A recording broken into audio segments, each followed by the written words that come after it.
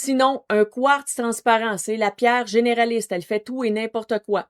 Donc, elle va autant protéger, purifier, amplifier. Elle fait tout. Elle s'occupe de tout. Donc, vous pouvez l'utiliser en protection aussi.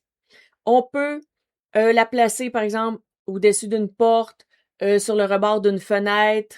On peut l'utiliser de toutes sortes de façons. Et celle-là, on n'a pas tant besoin de la purifier. Oui, ça peut arriver si on se dit, je sais pas, on dirait que l'effet est moins fort, on purifie.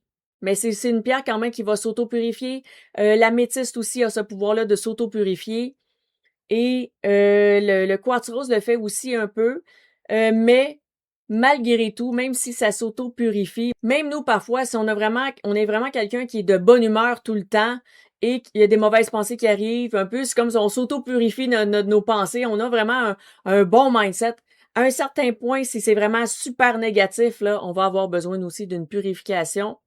Mais une pierre qui s'auto-purifie, dépendamment du contexte aussi, ça peut lui faire du bien de temps en temps. Donc, à ne pas négliger quand même. Mais pourquoi est-ce qu'on n'aura pas tant besoin de la purifier? C'est parce qu'elle, elle l'absorbe pas, elle repousse.